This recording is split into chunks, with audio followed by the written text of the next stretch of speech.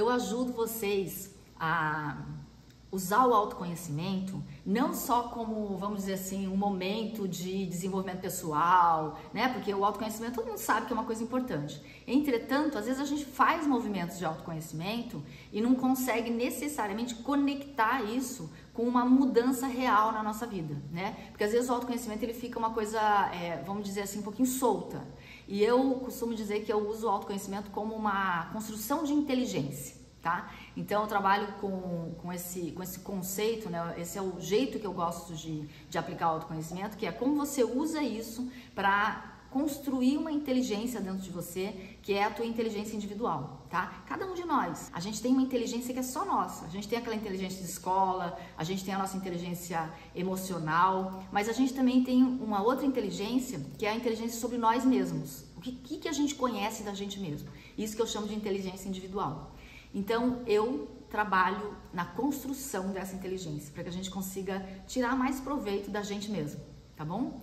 Então, o meu trabalho é em cima disso, é em cima de transferir esse know-how de autoconhecimento para vocês, para que vocês, de uma certa forma, detenham uma coisa tão importante, que é como a gente desenvolve essa habilidade de se conhecer, essa habilidade de decodificar o que a gente está falando, de decodificar os nossos pensamentos e tudo isso. Ou seja, construir essa inteligência que possibilita a gente viver mais vidas, tá? E eu, na verdade, eu queria falar um pouquinho de mim, assim, como que eu vim parar nesse lugar, né?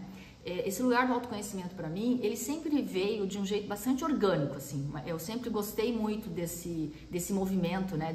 Sempre fui muito curiosa com pessoas, tá? Ao contrário daquela frase que muita gente diz assim, o autoconhecimento as pessoas são muito difíceis, né? Eu não, eu sempre entendi as pessoas com certo encantamento. Então, pessoas sempre foram uma paixão para mim. Eu sempre gostei muito da minha relação com as pessoas e comigo mesmo também, né? Por consequência.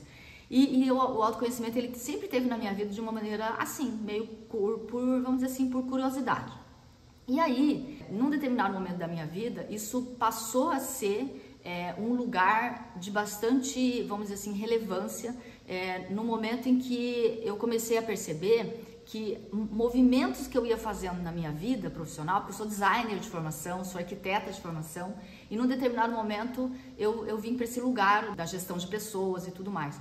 E o autoconhecimento começou a cada vez mais ficar mais relevante na minha vida, quando eu comecei a perceber que, na verdade, não importa o tanto que você se desenvolve profissionalmente, a tua limitação, ela raramente está no seu desenvolvimento profissional, ou seja, sei lá, se você é arquiteto, se você é engenheiro, se você é, sei lá, até psicólogo, né, que está relacionado com pessoas, eu até ouso dizer que não está nunca nessa área de fazer mais cursos na tua área profissional. A limitação está sempre no autoconhecimento, ou seja, na tua equipe interna, né? Então, alguém aqui já ouviu uma frase que diz assim, a tua limitação é você mesmo, né? Então, quando a gente fala a tua limitação é você mesmo, eu vou falar de uma maneira um pouquinho mais, vamos dizer assim, prática e objetiva, que assim, a tua limitação está na tua equipe interna. Em quantas pessoas você conhece dentro de você, né? É como uma empresa, tá? Então, o autoconhecimento para mim, ele tem essa possibilidade de que a gente possa, na nossa vida, tirar esse teto, sabe, de limitação. Onde é que eu atolei, né? E a partir daí, que tipo de ajuda que vocês precisam de vocês mesmos, sabe? Porque às vezes você mesmo pode se ajudar e você não consegue se ajudar porque nem você sabe onde você tá, né? E se nem você sabe onde você tá, não tem nenhum membro da tua equipe interna que consegue te ajudar, sabe? Porque quem atolou sozinho, ou se não foi nocauteado, entendeu? Por você mesmo, né? Então, essa metáfora de equipe interna que eu criei é justamente para que você consiga entender e perceber, cada um de vocês, o autoconhecimento de uma forma prática. Autoconhecimento é para causar transformação na tua vida. Por quê? Porque o autoconhecimento está falando de você, né? E quem causa transformação na tua vida é você. Então, quanto mais você ficar íntimo de você, a possibilidade de você causar uma transformação na sua vida é gigante.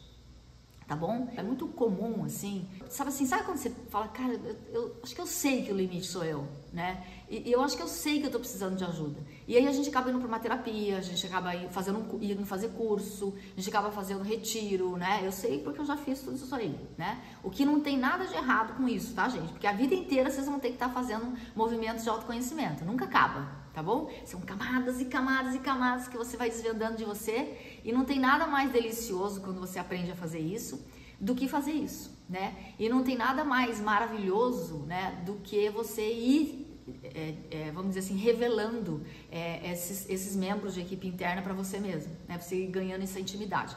Entretanto, o que eu vejo muito é vocês terceirizando tudo, o pacotão, entendeu? Então você chega lá na terapia, ou você chega num curso, ou você chega num retiro de final de semana, ou você chega, às vezes, até num processo, vamos dizer assim, mais profundo de desenvolvimento pessoal, e chega lá e entrega tudo para quem vai te ajudar, para o facilitador, ou para o terapeuta, ou para o psicólogo, e você está pouco alfabetizado sobre o que é autoconhecimento. Eu vou usar o termo alfabetizado no sentido de trazer para vocês os fundamentos, entendeu?